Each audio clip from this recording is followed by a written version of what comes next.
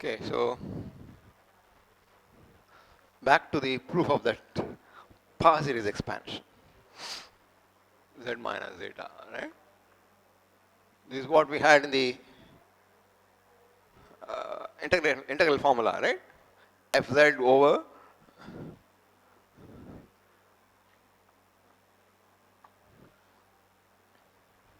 so you have to remember the picture we drew earlier.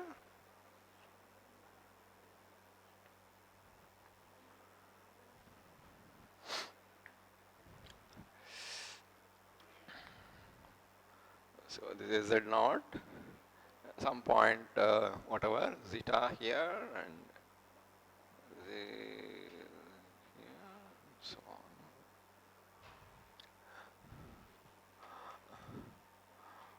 So now you have to bring in Z naught. So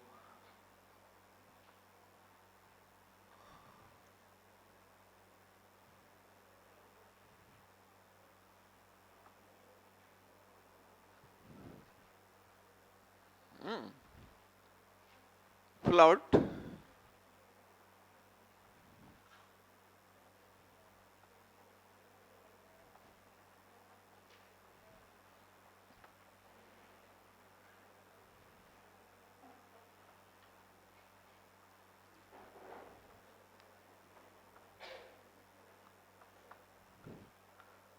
right?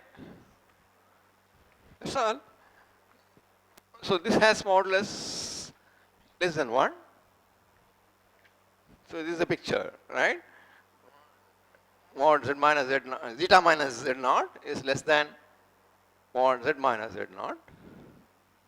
So you pull out 1 over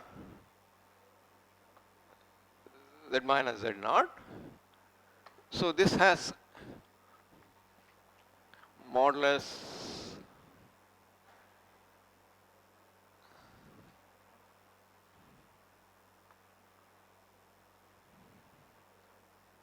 is less than 1. So you get this expansion for this, namely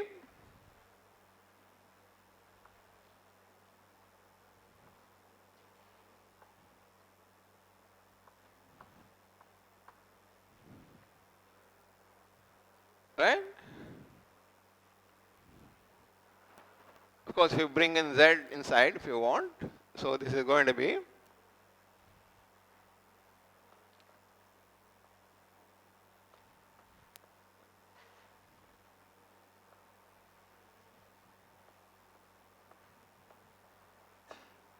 so the series being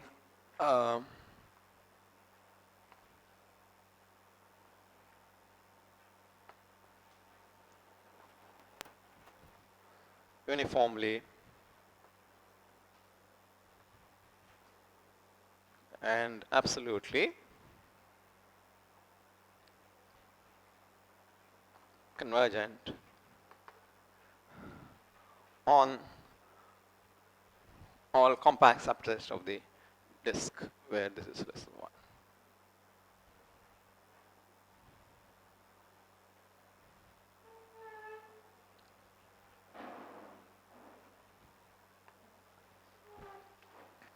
Of the relevant disk. Local uniform convergence means uniform convergence on compact subsets, on any closed disk, for example. So in particular, on a circle, it's uniformly convergent. So now you can integrate over a circle, a small enough circle. So you have zeta here. So integrate over some circle there.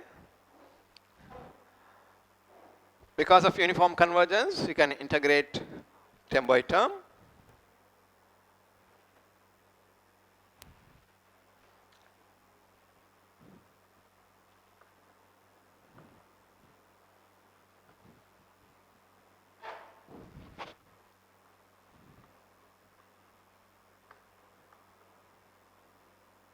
Circle C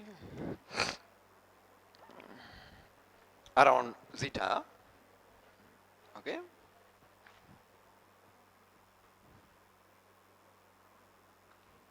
whatever r inga potana I didn't use r there, so whatever, some radius. Suitable just means that the disk lies inside the domain, that's all. What do you get? On the left hand side, you are going to get integral of this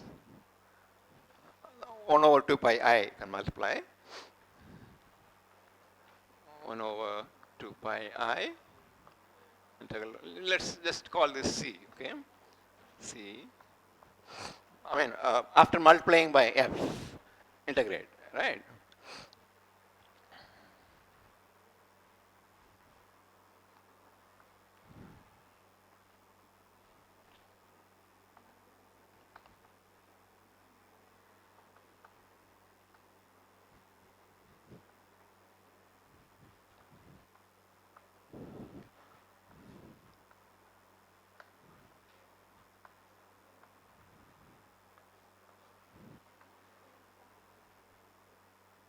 What do you have there on the right hand side?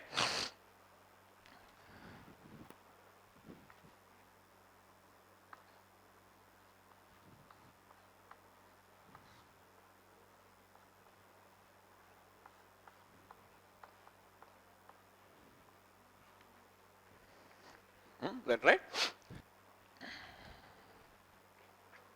1 over 2 pi I.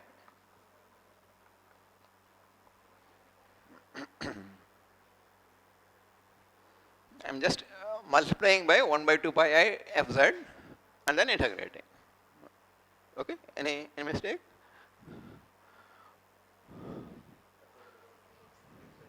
Huh? Right side? F of z, yes.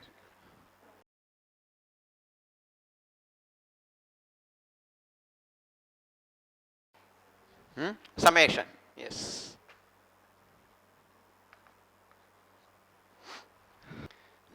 Now this numerator doesn't involve z, so you can pull it out.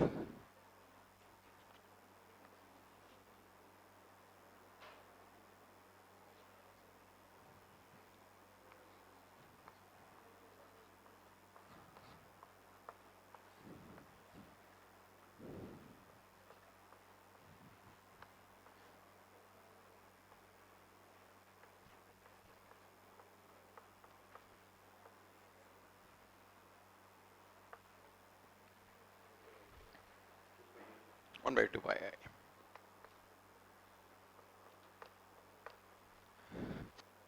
So this is a constant as far as zeta is concerned. There is no zeta here. So call this as an if you want. So this is sigma an zeta minus z naught power n, where an is 1 by 2 pi I fz over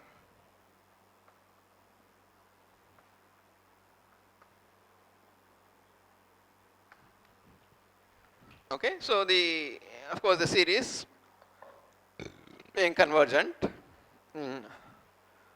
any disk with center z naught and contained in the domain omega. Yeah, there.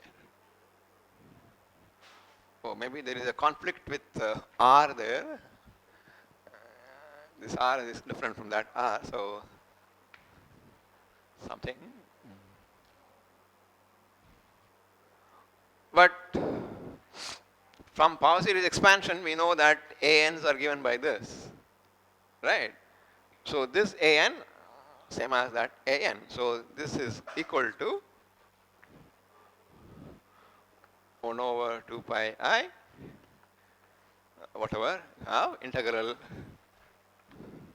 C fz over z minus z naught over n plus 1. What is that?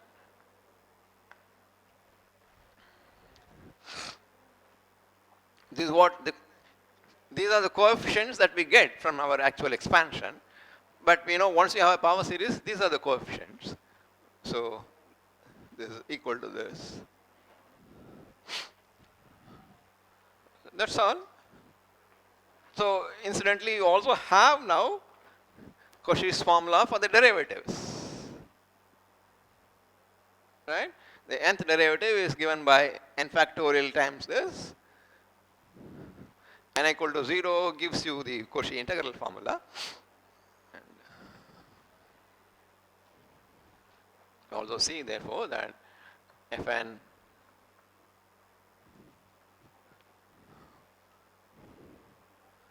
z naught is equal to n factorial over 2 pi I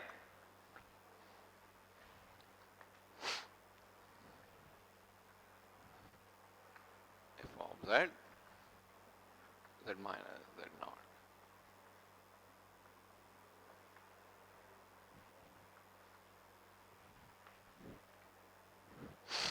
So these are the Cauchy formulas for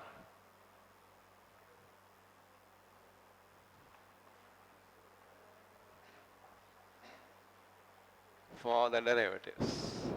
Cauchy's integral formula if you want.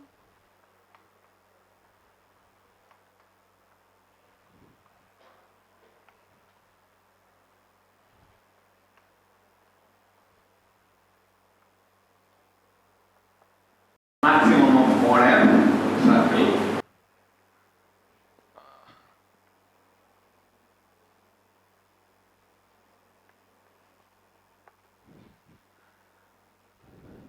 This is some r power something or whatever, and then dz will go off.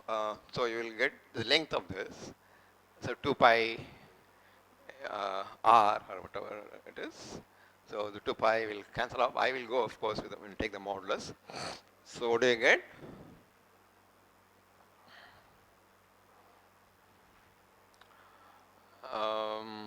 So 2 pi goes off. R will be there, right? From this. N factorial is there. Bro.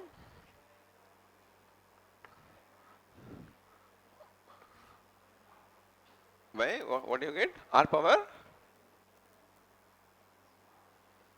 So this itself is R, right? Z is on the circle, so mod Z, they're not R power n plus 1. There is an R that goes away from the length of C. So 1 over R power n. So Cauchy's estimates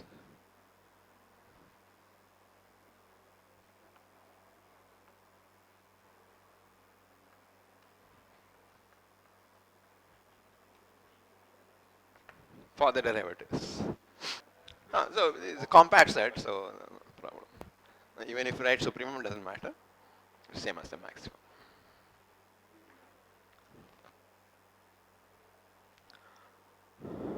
So you have therefore estimates for all the derivatives of the function. So what can you conclude from this? If f is okay, so first let me ask the following thing. If you have an analytic function whose derivative is 0,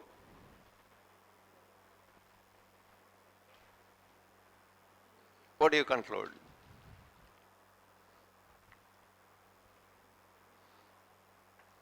An analytic function whose derivative is 0. If f prime is 0 identically on the domain, then what is the conclusion? F is constant. Sure. There is some topology involved there. Suppose your domain, the union of two, say, disjoint disks, and the function is 1 on this and 2 on this. Okay? So what is the derivative? Derivative 0 here as well as here. So on the whole domain, therefore, the derivative is 0. But what about the function? Is it a constant? No, it is 1 here and 2 here. So what is the, so this is of course what a blind statement. The derivative is 0, the function is a constant. But not at the PG level at least. So what is wrong with this example?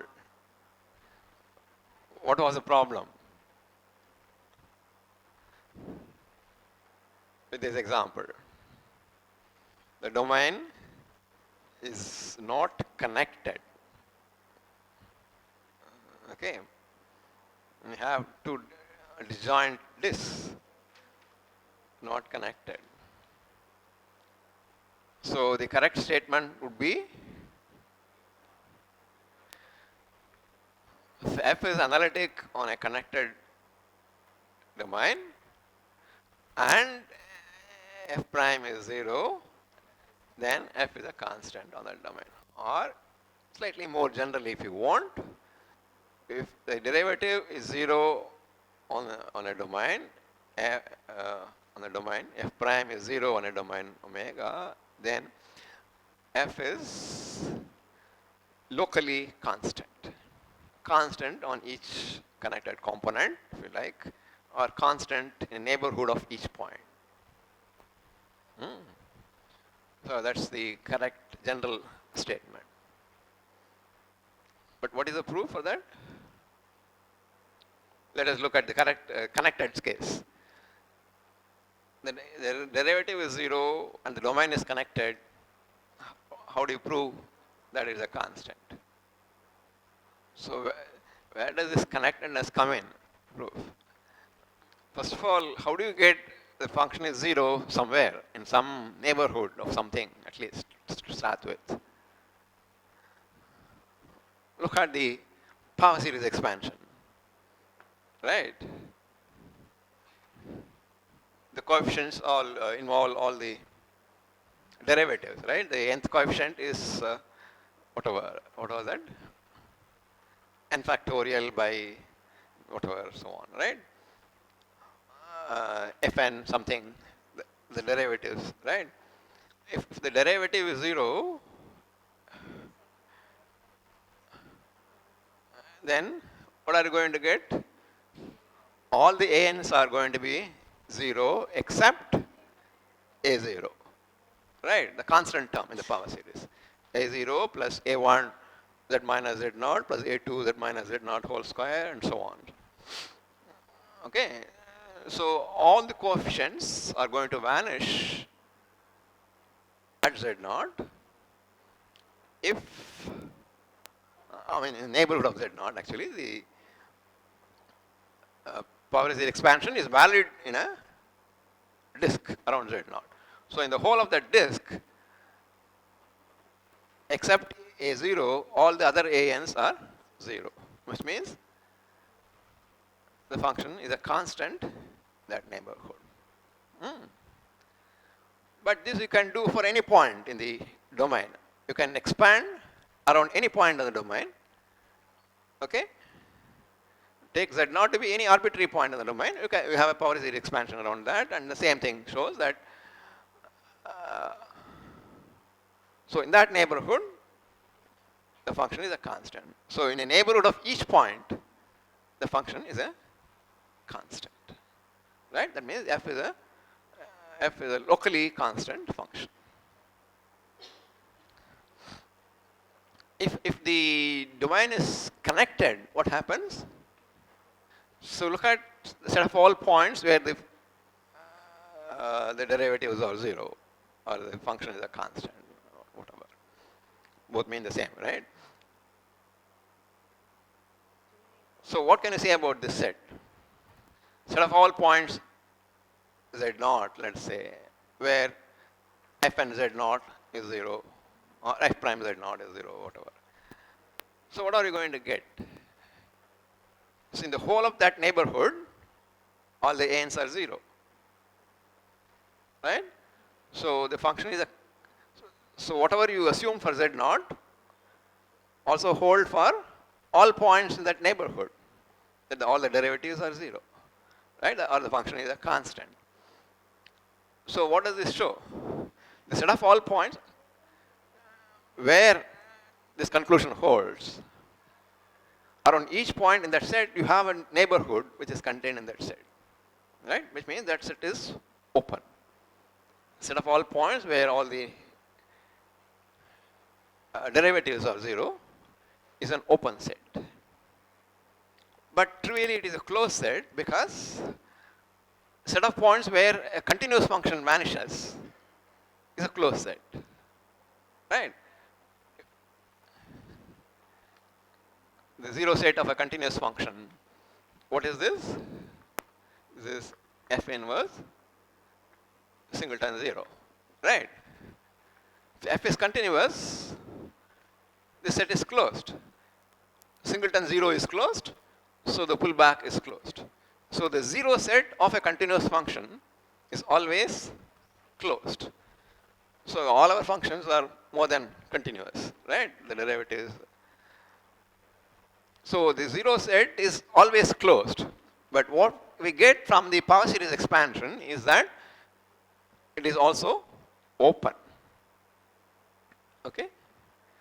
So if you have a set which is both open and closed in a connected space, so what do you conclude? It is either the whole thing or the empty set, right? But it is not the empty set in this case because at least at some point you are assuming that the derivative is 0. So the conclusion is that the function is a constant on the whole domain. The domain is connected. So in general, the vanishing of all the derivatives gives you that the function is locally constant. When the domain is connected, this reduces to the conclusion that the function is a constant on that domain. Okay? Constant, locally constant is equivalent to constant on each connected component. So if the domain itself is connected, then it is going to be a constant on the whole domain. Okay? Clear? So why don't you write down?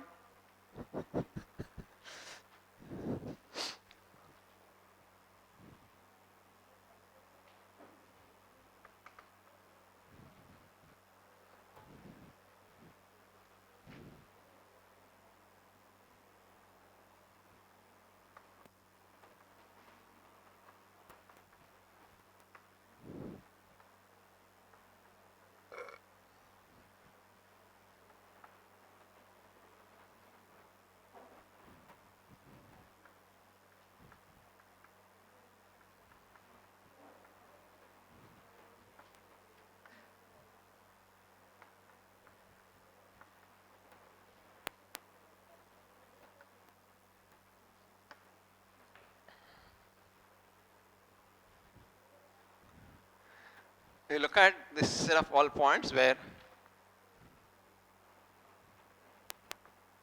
whatever E.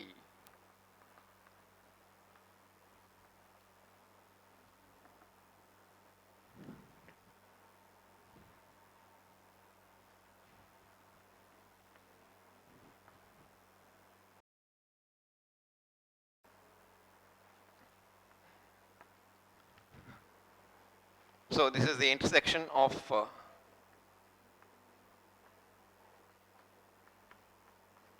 zero set of the nth derivative. The nth derivative is a continuous function. So each of these is closed, so the intersection is closed.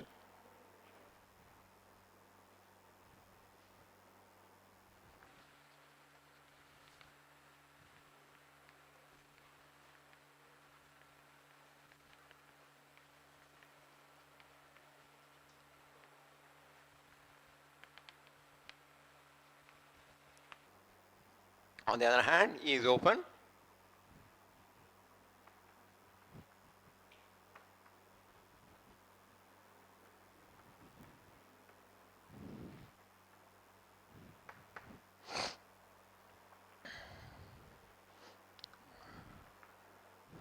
Why is E open? If Z0 is in E,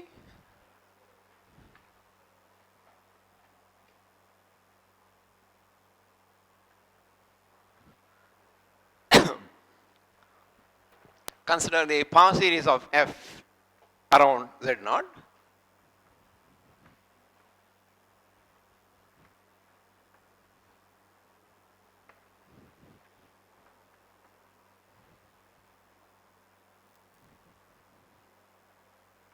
Around Z0 means in a neighborhood of Z0. Okay, in a disk around Z0. Fz equal to an Z minus Z0 for n. So we know what an is.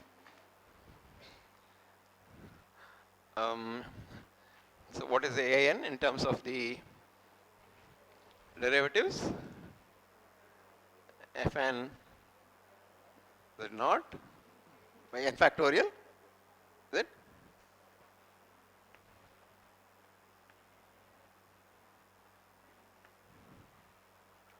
Whatever, you write the correct value there. So, but by assumption, Z0 is in E, so everything is 0 except the constant term in the power series. So you just get A0 there, or Fz0 by n factorial. Fz0, n factorial is 1 anyway, equal to A0, of course.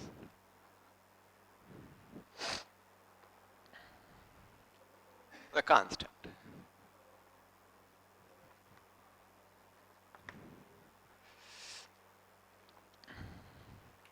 So in that whole neighborhood, Fz is a constant, right? So the derivative is 0. Of course, constant functions always have derivative 0, whether the domain is connected or not, doesn't matter. Of course, here everything is connected, you have a disk, but you don't need any topological intervention there. So a neighborhood of Z0, therefore, is contained in E. F prime is 0 in that neighborhood, okay?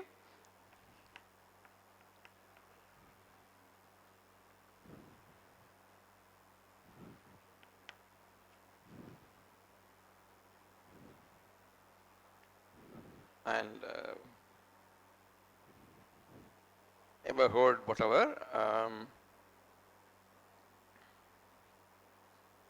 D of Z0 and D is contained in.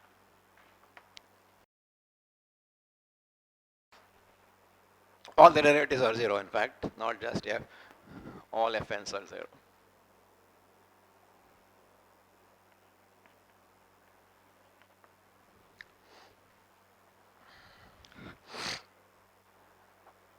So E is also open.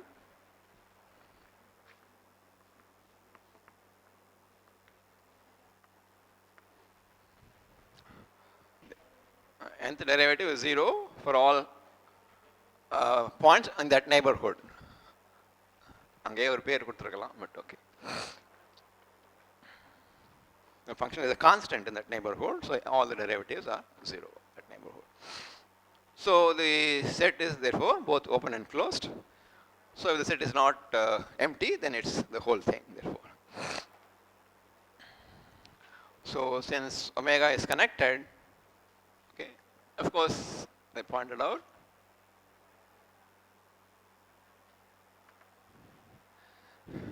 if omega is not connected,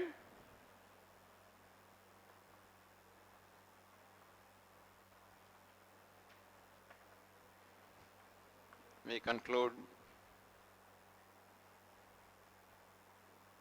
that F is locally constant.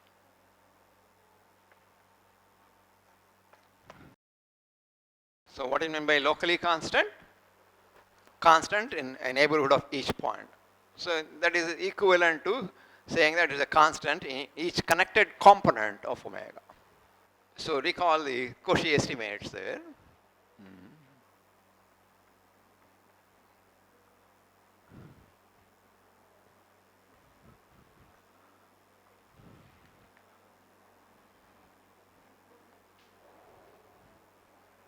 on something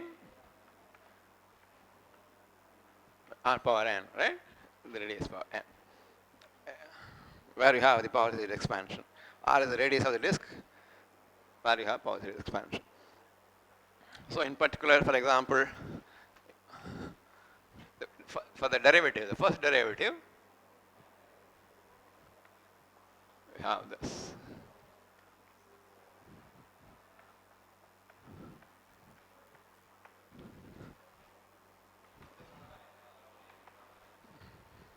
Suppose f is bounded, which means that you can replace, so this is a maximum not on the whole domain, it will not be finite, but on that circle that on which you are integrating.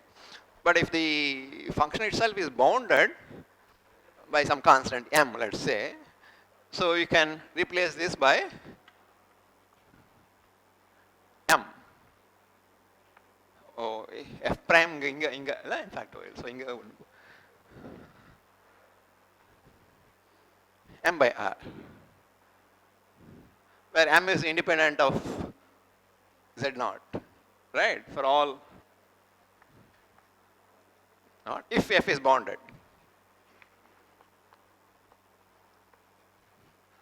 For all points in the domain, okay?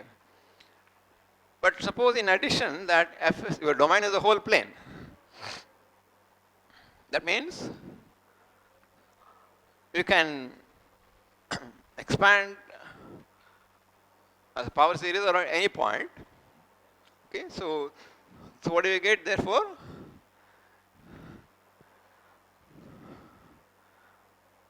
The power series expansion is valid the whole plane around any point.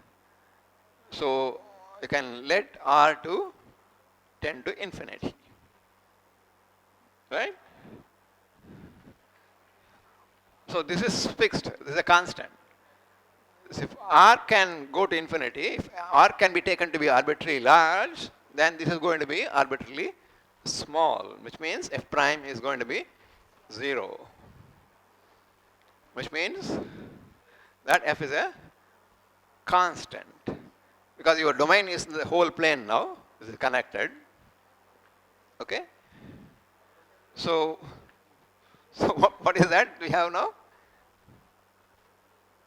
If you have a function which is analytic the whole plane and is bounded, then it's a constant. What is this? Huh? What is this known as?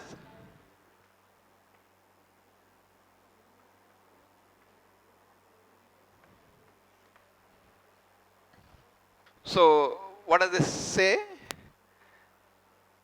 A bounded entire function is a constant. There is a function which is analytic in the whole complex plane and which is also bounded. Must be a constant. There are no non-constant functions, entire functions which are bounded.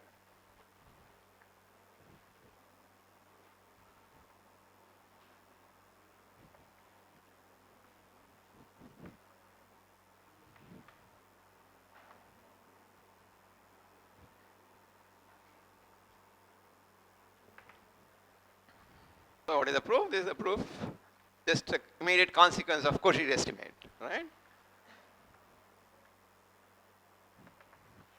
F prime z naught is less than or equal to, suppose f z is bounded by m, and this is m by r. What is r? R you can take to be anything, right? Power series converges everywhere in the plane. So you can let R tend to infinity.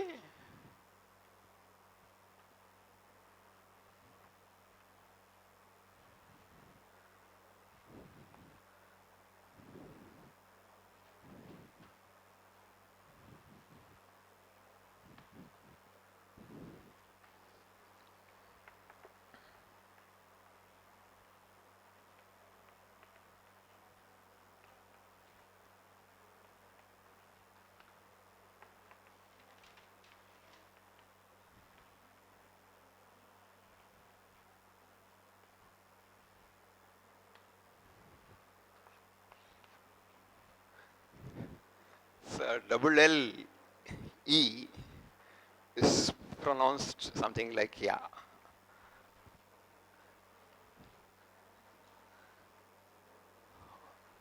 This, how do you read this?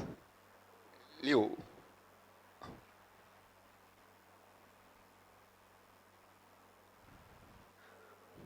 So you read something of this kind. ILLE is pronounced like yeah. E. Liu V.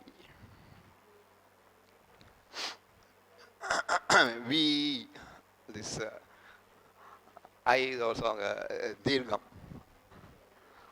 So, for example, what about the function sine z and cos z, the complex plane? So, as soon as you say a sine function, you say it's bounded, right? Bounded by 1. But what does, for example, this say? Liouville's theorem say. Sine z, is an entire function, right? It's not a constant. So, sine z and cos z are not bounded. Of course, this you can see using Euler's formula also. What is sine z e power something minus e power something by something. Okay. So if you look at e power z, is e power x into cos x plus I sine x, I sine cos y plus I sine y. So cosine and sine are bounded, but e power x is not bounded, right? So anyway, so that's a what warning, let's say. Don't immediately say that the sine and the cosine functions are bounded. So as far as the real domain goes, it's fine. For right, real x, sine x and cos x are bounded, but not for complex values.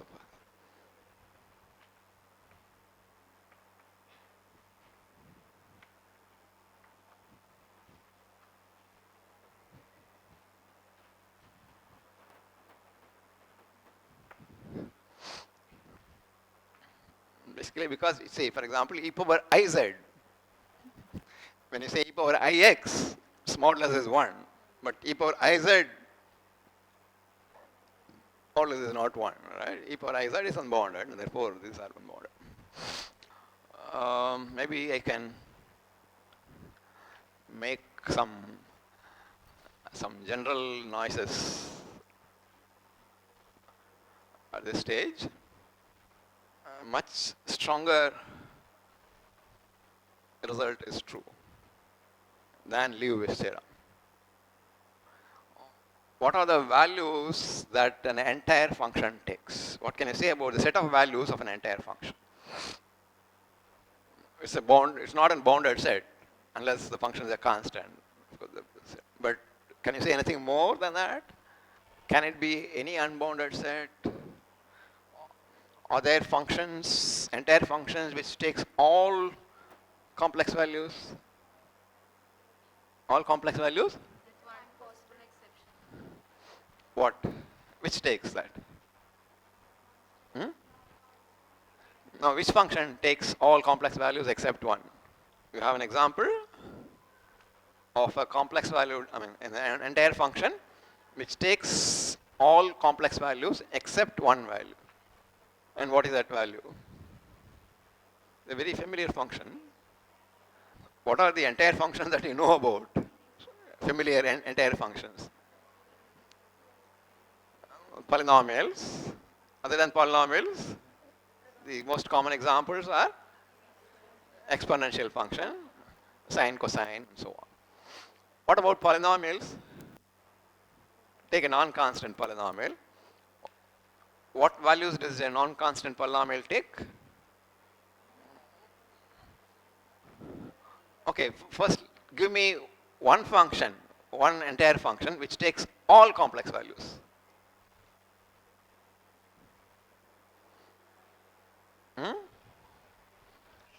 Identity function, z, right? What about z square? Does it take all complex values? So can you rephrase the question? So what is the meaning of saying that a function fz takes a value alpha? What does it mean?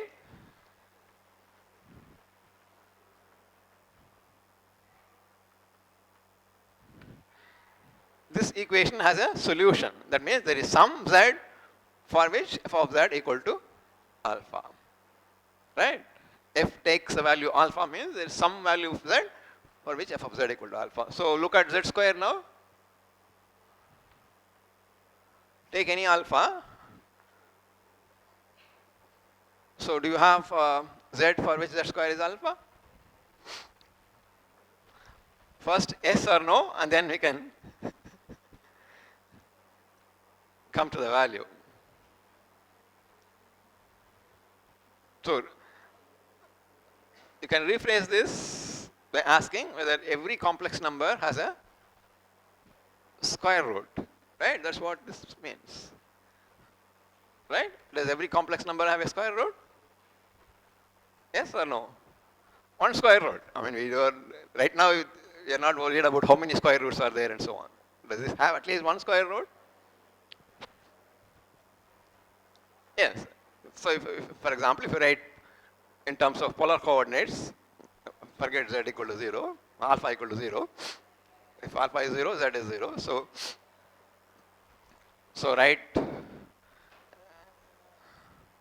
in terms of polar coordinates, and then r e power I theta.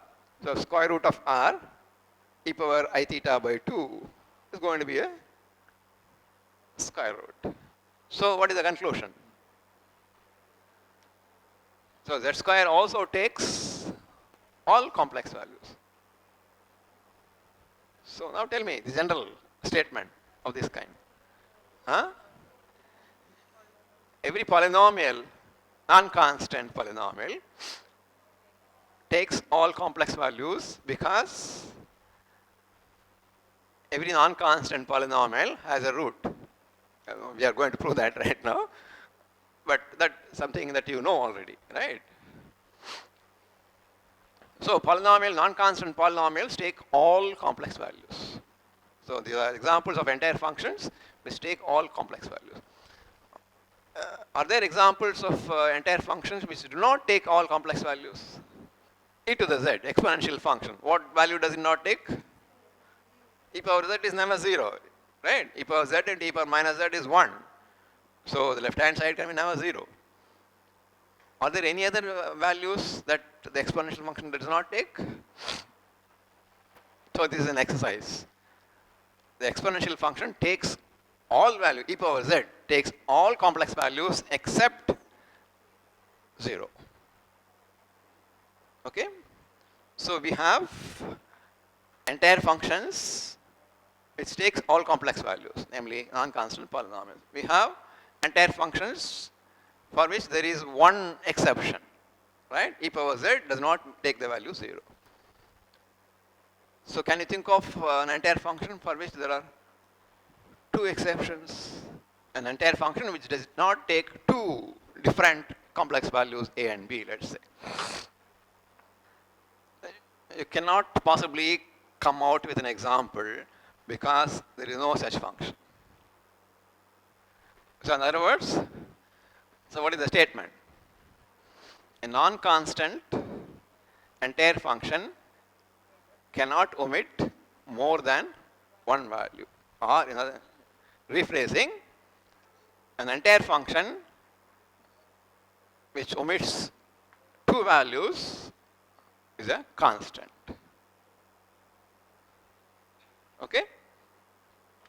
And look at the Liouville theorem that we have proved. What does it say? Is bounded. So which means the range of the function lies in the disk. Mod z is less than or equal to m. So for every z, f of z lies in this disk. So every point outside the disk is, is not a value of the function. So it omits a huge lot of values, right? But whereas what I stated a moment ago, and if an entire function omits two values, it must be a constant. You see that that's a much, much, much stronger statement than Liouville's theorem. Okay? So this is known as the little Picard theorem.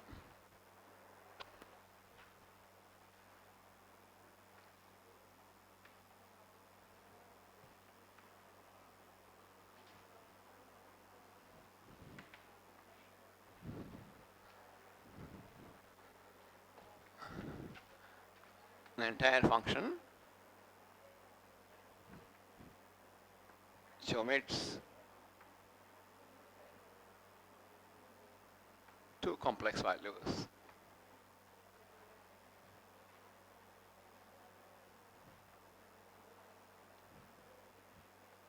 Is a constant.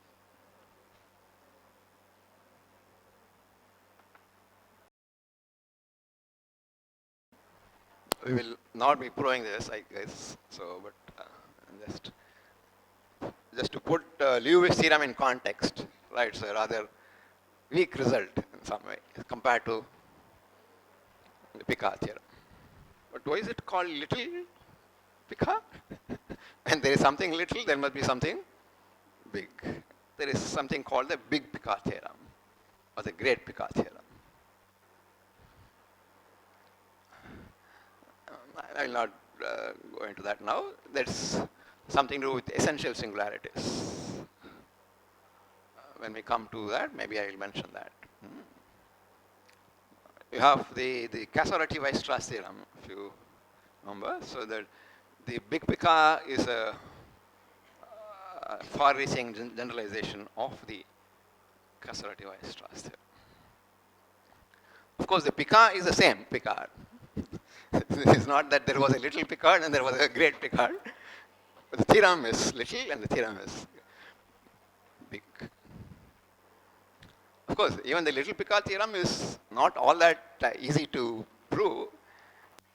But actually, you can prove it rather easily if you use some what is called Alphonse lemma,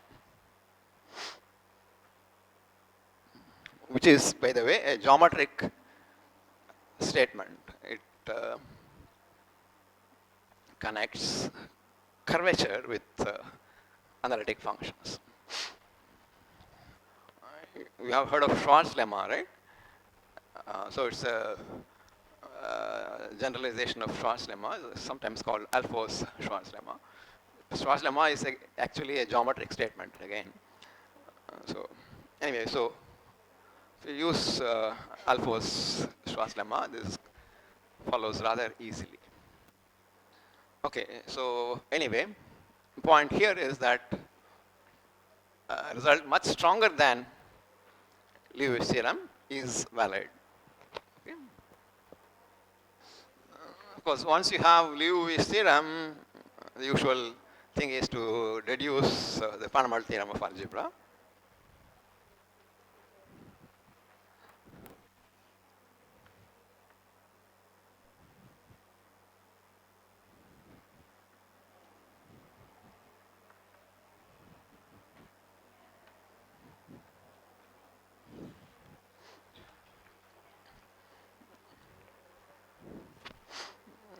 All of you know what it is, and also know probably how to prove this. This theorem has hundreds of different proofs, the fundamental theorem of algebra. The one that is usually given in courses is using complex analysis. You can either use Liouville's theorem, or you can use Cauchy's estimate, or you can use what is called Rouché's theorem, and so on and so forth. There are many ways of proving this using complex analysis. So let's just look at one, maybe two. So what does this say? So probably the name, the Fermat theorem of algebra is from Gauss. So he called it that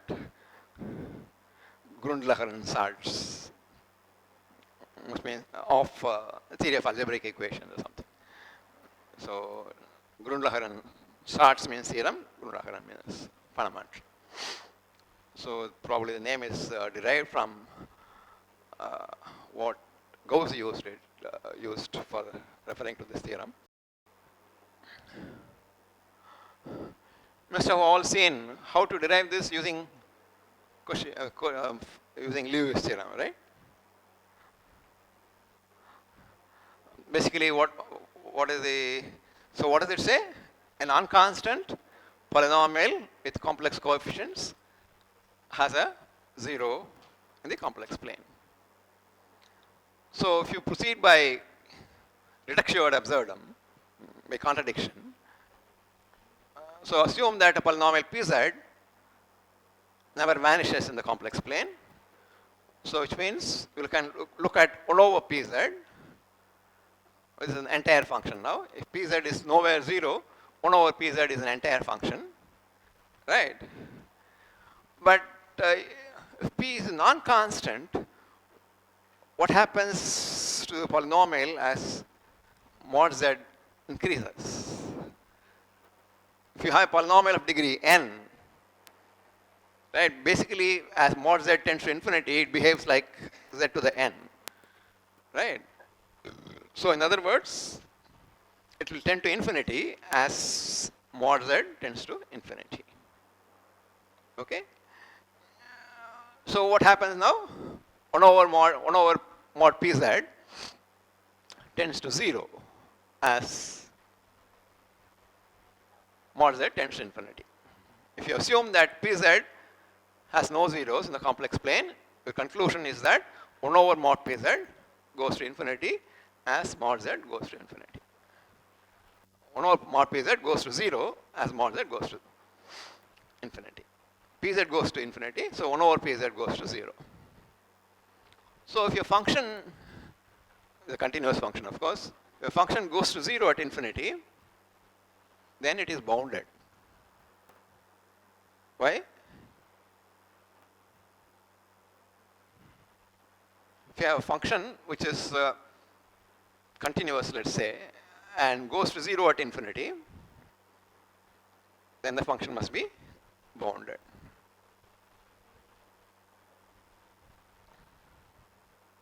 So goes to 0 at infinity means what? For large mod z, this is small, so less than 1, for example, for sufficiently large n.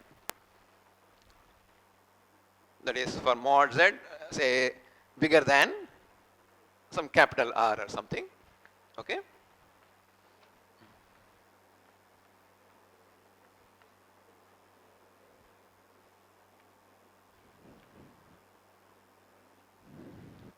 For any epsilon, you can get an R, so take some constant here.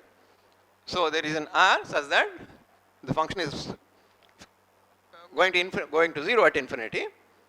Then there is an R such that for mod z greater than R, this is less than 1. Right? So this means outside a disk of radius R, the function is bounded by 1. Right? But what happens inside the disk? Mod z less than or equal to R. It's a compact set, right? A closed disk is a compact set.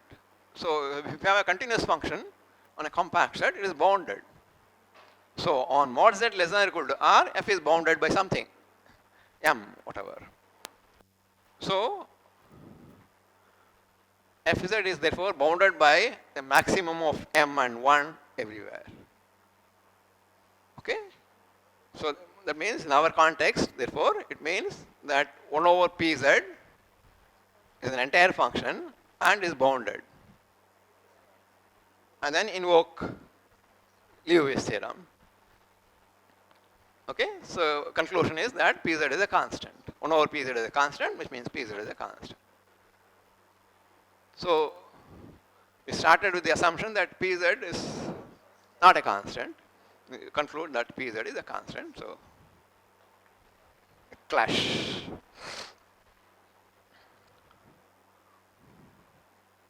That's the proof. This is the proof that you normally see, I suppose, in your courses.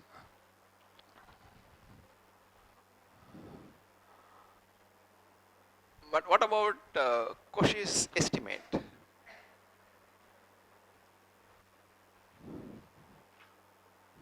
So I'm not going to write down the proof that we just now recited, so to say. You have to write down the proof, okay? I haven't written the statement either, but all of you know what the statement is. Any non-constant complex polynomial has a complex root. Can you use Cauchy's estimate also to prove this fundamental theorem of algebra? I mean, if you look at the way we proved Liouville's theorem, we used Cauchy's estimates, right? So instead of using Liouville's theorem which used Cauchy's estimate, we can as well directly use Cauchy's estimate. So how do you get that proof? How do you write that proof?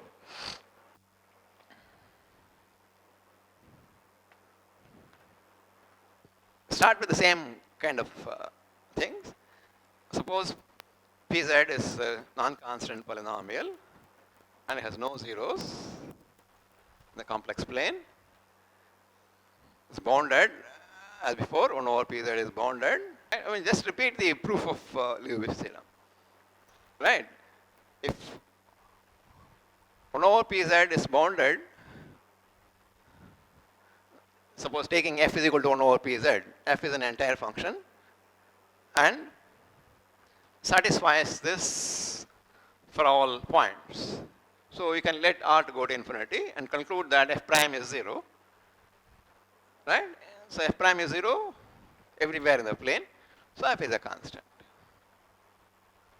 So you conclude that, I mean, essentially the same proof as Liouville's theorem, now repeated for 1 by pz, assuming that pz has no roots. So you conclude as before that 1 over pz is a constant, which means pz is a constant.